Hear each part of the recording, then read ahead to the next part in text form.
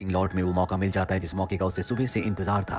वो उसे पीछे से पकड़कर उसके मुंह पर टेप बांध देता है और साथ ही उसके हाथ पैर बांधकर उसे गाड़ी में रखकर यहाँ से निकल जाता है। दरअसल कैथी को उसने किडनैप कर लिया है और अब वो उसे अपने घर ले जा रहा है। रॉबर्ट का घर शहर से बहुत दूर सुनसान इलाके में होता है। वो कैथी को अपने घर मिलाकर उसे 10 बाई 10 यानी कि 10 फीट लंबे और 10 फीट चौड़े कमरे में रख देता है।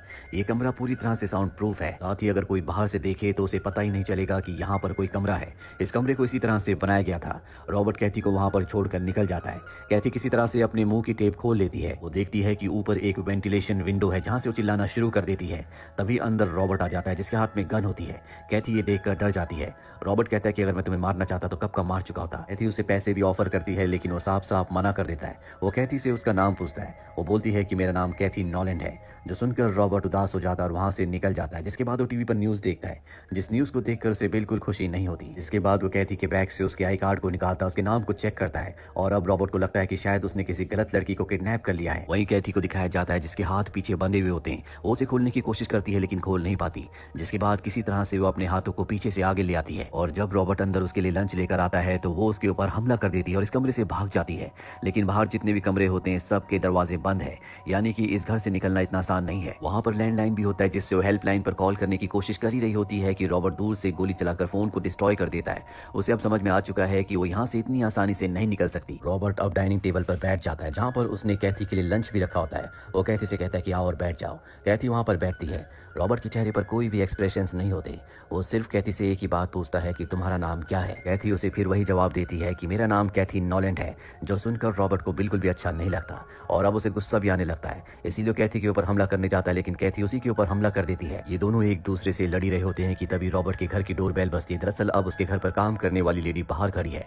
रॉबर्ट इसीलिए कैथी को बेहोश करके एक बार फिर से उसी 10 बाई 10 कमरे में वापस रखकर बाहर आ जाता है जहाँ उसके घर पर काम करने वाली लेडी अब अंदर आ चुकी है। वो देखती है कि पूरा घर बिखरा हुआ है, कई चीजें टूटी हुई है। रॉबर्ट कहता है कि आज मुझे तुम्हारी जरूरत नहीं है, तुम चले जाओ। वो उससे पूछती है कि घर को क्या हुआ और रॉबर्ट उसकी बात का कोई जवाब नहीं देता। दरअसल वो उस लेडी को छुट्टी देना भूल गया था। उस लेडी के जाने के बाद वो अपने घर को ठीक करता है। साथ ही उसे और कैथी को चोट आई होती है इसीलिए उसके घाव पर मरहम पट्टी करता है। लेकिन कैथी बड़ी चालाकी से उसके मोबाइल को चुरा लेती है और जब रॉबर्ट उसे 10 बाई 10 के कमरे में छोड़कर चला जाता है तो वो उससे पुलिस को कॉल करने की कोशिश करती है। पर यहाँ पर कैथी की किस्मत अच्छी नहीं होती। यहाँ किसी तरह का कोई कवरेज नहीं है। वहीं बाहर रॉबर्ट को दिखाया जाता है जो टीवी पर एक बार फिर से न्यूज देखता है। दरअसल ये एक केस की न्यूज है जो कि एक हॉस्पिटल के खिलाफ चल रहा है, पर पुलिस के पास कानून के पास हॉस्पिटल के खिलाफ कोई भी सबूत नहीं है, इसीलिए जल्दी केस खत्म हो जाएगा। एक बार फिर से रॉबर्ट कैथी के पास जाता है। वो उससे उसके परिवार के बारे में, उसके पास्ट के बारे में पूछता है। कैथी उसे कई सवालों का जवाब देती है पर रॉबर्ट उसकी बातों पर यकीन नहीं करता। वो कहता है कि मैं तुम्हारे बारे में सब कुछ जानता हूँ, मैं तुम्हारे मुंह से सुनना चाहता हूँ। कैथी समझ जाती है कि अब उसके पास कोई भी रास्ता नहीं है, उसे रॉबर्ट को सब कुछ बताना पड़ेगा। वो बताती है कि मेरा नाम कैथी नहीं बल्कि नटालिया है। मैं पास्ट में एक नर्स थी पर मेरी जिंदगी में कुछ ऐसा घटा जिस वजह से मुझे अपना नाम, हुलिया, पहचान सब कुछ बदलना पड़ा। रॉबर्ट कहता है कि मुझे सब कुछ पता है, तुम्हारी एक जुड़वा बहन थी, तुम्हारे पिता ने एक चीयर लीडर के लिए तुम्हारी मॉम को धोखा दिया था। जो सदमा तुम्हारी जुड़वा बहन बर्दाश्त नहीं कर पाई और उसने अपनी जिंदगी खत्म कर ली। तुम्हारी जुड़वा बहन का नाम कैथी था और उसी के नाम से तुम अब रह रही हो। इसके बाद रॉबर्ट वहां से निकल जाता है और टीवी पर अपनी फैमिली की फुटेज देखता है। रॉबर्ट की गोद में एक बच्चा होता है जो देखकर साफ साफ पता चलता है कि रॉबर्ट का ही बच्चा है। वहीं हमें कैथी यानी कि नटालिया को दिखाया जाता है जिसके पास अब भी रॉबर्ट का मोबाइल है और वो उस मोबाइल से पुलिस को कॉल करती है और मोबाइल को विंडो के पास ले जाती है। इस बार पुलिस को कॉल लग जाता है। वो पुलिस को अपना नाम और रॉबर्ट की कार के बारे में बताती है लेकिन किस्मत एक बार फिर से उसका साथ नहीं देता। इससे पहले कि वो पुलिस को और भी डिटेल्स देती, कवरेज कम होने की वजह से फोन डिस्कनेक्ट हो जाता है। वहीं रॉबर्ट एक बार फिर से कैथी यानी कि नटालिया के पर्स को चेक करता है। वो देखता है कि उसमें फोन नहीं है। वो समझ जाता है कि फोन उसी के पास है, इसीलिए उसके कमरे में आता है और उससे फोन वापस हासिल करके उसके फोन को डिस्ट्रॉय कर देता है। और अब रॉबर्ट उससे साफ साफ पूछता है कि तुम कौन से हॉस्पिटल में नर्स थी। वो कहती है कि एंजल्स नर्स में। रॉबर्ट कहता है कि आज से कुछ साल पहले वहां पर तुम्हारी ऑब्जर्वेशन में 3 पेशेंट्स की मृत्यु हो गई थी, जिसका केस आज भी चल रहा है। हालांकि हॉस्पिटल वाले साबित करने की कोशिश कर रहे हैं कि वो नेचुरल डेथ थी, लेकिन मैं जानता हूं कि हॉस्पिटल की वजह से उनकी डेथ हुई थी और उन 3 लोगों में एक मेरी वाइफ भी थी। दरअसल रॉबर्ट जिस केस को बार बार टीवी पर, न्यूज पर देख रहा होता है वो यही केस होता है जो आज भी चल रहा है। नटालिया कहती है कि इसमें मेरी कोई भी गलती नहीं है, अगर मेरी गलती होती तो आज मैं जेल में होती, मैं आजाद नहीं होती। पर रॉबर्ट जानता है कि ये किसी न किसी की गलती है। वो कहता है कि मेरी पत्नी की 1 हफ्ते पहले सारे रिपोर्ट्स बहुत ही अच्छे आए थे, जबकि मेडिकल रिपोर्ट में लिखा गया था कि मेरी पत्नी की मृत्यु किडनी फेल और दूसरे ऑर्गन्स फेल होने की वजह से हुई है। ऐसा नहीं हो सकता था, वो कभी अल्कोहल तक नहीं पीती थी। साथ ही जब मैं उसकी बॉडी के पास गया तो उसकी उंगली में वेडिंग रिंग नहीं थी, मेरी पत्नी कभी भी वेडिंग रिंग नहीं उतारती थी। ये सब कहकर वो बाहर चला जाता और एक बार फिर से अपनी पत्नी और अपने बच्चे के वीडियो को देखता है।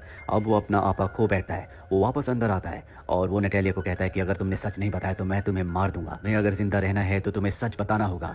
नटालिया बुरी तरह से डर जाती है और वो एक्सेप्ट करती है कि मैंने ही तुम्हारी पत्नी और बाकी 2 पेशेंट्स को मारा था। रॉबर्ट पूछता है कि तुमने ऐसा क्यों किया। नटालिया बताती है कि जब मैं छोटी थी तो मेरे पिता हमें छोड़कर चले गए थे, जिसके बाद सोसाइटी ने हमें आउटकास्ट कर लिया। इसके बाद मेरी सिस्टर ने अपनी जिंदगी खत्म कर ली और तब से मुझे ऐसे लोगों से नफरत हो गई जो अपने चाहने वाले अपने परिवार वालों को धोखा देते हैं। मैं हॉस्पिटल में जब नर्स थी तो वहाँ तुम्हारी पत्नी को एडमिट किया गया था। जल्दी मुझे पता चल गया कि तुम्हारी पत्नी का एक्स्ट्रा मैरिटल अफेयर है, वो तुम्हें धोखा दे रही है। इस बात को मैं बर्दाश्त नहीं कर पाई। मुझे अपनी जिंदगी का अतीत याद आ गया, इसीलिए मैंने उसे मार दिया।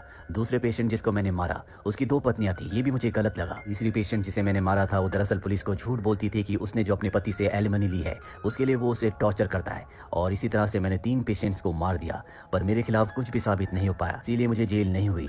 रॉबर्ट ये जानकर पूरी तरह से हैरान और परेशान होता है कि उसकी वाइफ उसे चीट कर रही थी, उसका किसी और के साथ अफेयर था। वो इस बात पर बिल्कुल भरोसा नहीं करना चाहता, इसीलिए उस जगह से बाहर आ जाता है और एक बार फिर से रिकॉर्डेड वीडियोस को देखना शुरू कर देता है। और वीडियो की एक क्लिप में देखता है कि उसकी पत्नी को किसी का कॉल आता है। उसकी पत्नी उस कॉल को बिना किसी एक्सप्रेशन के देखती है और कट कर देती है, जिसका मतलब ये है कि हो ना हो उसकी पत्नी का किसी के साथ अफेयर था, यानी कि वो उसे धोखा दे रही थी। रॉबर्ट इस बात से बहुत ज्यादा इमोशनल हो जाता है, इसीलिए वो बाहर जाता है। तभी वहां पर पुलिस आ जाती है, क्योंकि नटालिया ने अंदर से पुलिस को कॉल किया था, इसमें उसने रॉबर्ट के बारे में उसे बताया था, और रॉबर्ट की गाड़ी के नंबर से पुलिस यहाँ तक पहुंच जाती है।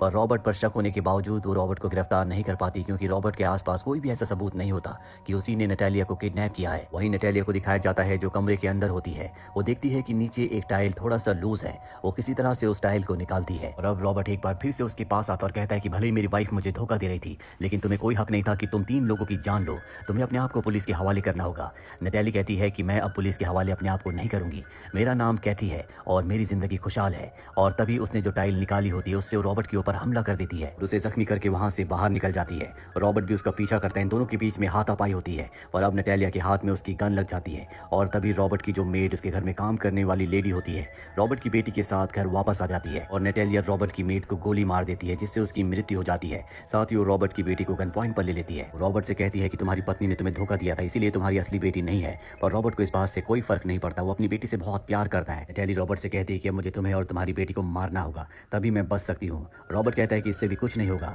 तुमने जो कुछ कहा है, जो कुछ किया है, वो सब कुछ रिकॉर्ड हो चुका है। यहाँ पर हर जगह रिकॉर्डर है।